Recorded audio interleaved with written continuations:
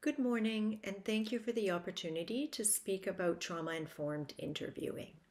I want to start with a definition of trauma-informed interviewing and then touch on why it's important as part of monitoring, and finally, how it contributes to integrating a gender perspective. So let me start with the definition. What is trauma-informed interviewing?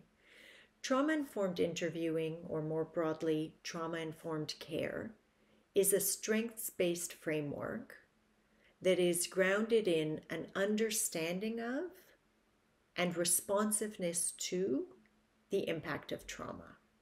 So in the context of interviewing and monitoring, what that means is that interviewers have some understanding of how traumatic events can impact the survivor, both in the moment as it's happening. So the neurobiology, what we call the neurobiology of trauma, they understand how someone's brain is impacted and therefore how their behavior, their emotions, and their memory are impacted at the time and following the traumatic event.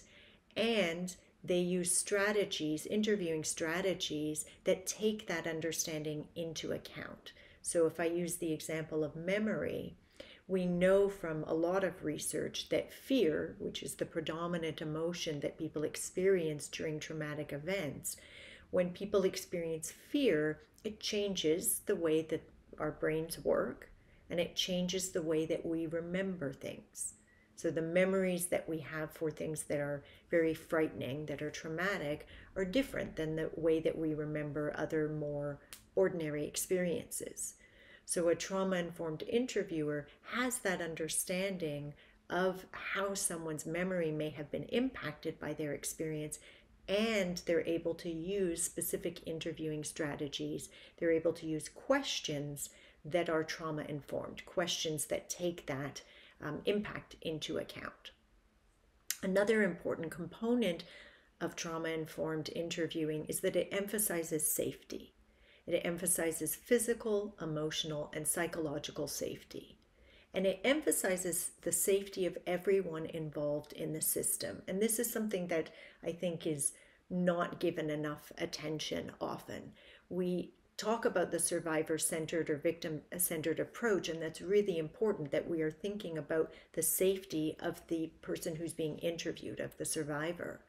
But truly trauma-informed work or truly trauma-informed approaches also emphasize the physical, psychological, and emotional safety of the workforce. So we take into account the impact that this kind of work can have on monitors, can have on interpreters, and can have on people involved in the system, the workforce. So everyone's safety is important. And then finally, it creates opportunities for survivors to regain a sense of control and to be empowered. So I've already touched a little bit, but I'll emphasize it again on why is it important. So part of that is the safety. It really, trauma-informed interviewing really emphasizes that safety is very survivor-centered in that sense. And it emphasizes the safety of the workforce as well. So we use strategies and techniques that would avoid re-traumatizing or re-victimizing the survivor. And we provide the necessary supports for the workforce to be able to do their jobs well without having a negative impact on their well-being. The other one that I touched on, but I want to highlight more clearly here, is it increases the accuracy of the information that is gathered. So when we take into account the neurobiology of trauma, we're better able to help survivors recall their experiences more accurately and with more detail. So trauma-informed approaches can help to improve the quality of monitoring by using interviewing techniques that are actually appropriate when talking about trauma, when talking about a potentially traumatic event. So that's another reason that it's quite important. And then finally, as I mentioned, it also contributes to the integration of a gender perspective.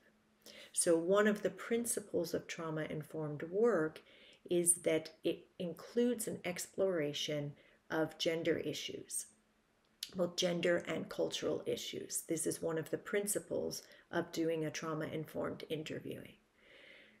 That interviewers will really take into account the context in which this occurred, and context is going to include gender and culture.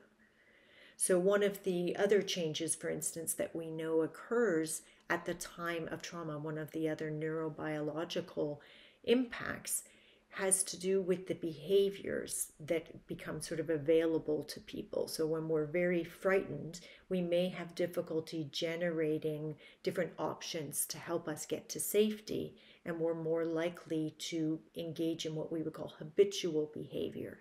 So the habits that we have formed. And those habits are heavily influenced by our culture and by our gender. So interviewers who have trauma-informed training are able to better make sense of and understand the behavior of the survivor at the time of the traumatic event. And they may also be, through that understanding, better able to create an environment, create those opportunities for empowerment and for dignity, to help someone have some understanding of their reaction, for instance. We also should be taking into account the gender of the interviewers. And not only, I'm talking about from a survivor-centered perspective and giving choice, but understanding that women and men interviewers may be differently impacted by the work that they do and by the exposure that they have, again, based on understanding the context here, understanding whether someone is listening to a story that really maps onto their own kinds of experiences based on their gender. So in this way, by really focusing on interviewers taking gender into account in how they understand what has happened to this person, in understanding the differences between how women and men perceive threats, when they perceive threats, and how they respond to those threats, we can strengthen the monitoring process overall. So let me stop there and just emphasize one last point, which is, in order to do this, we really do need to ensure that we have a workforce who are properly trained in trauma-informed interviewing. Thank you.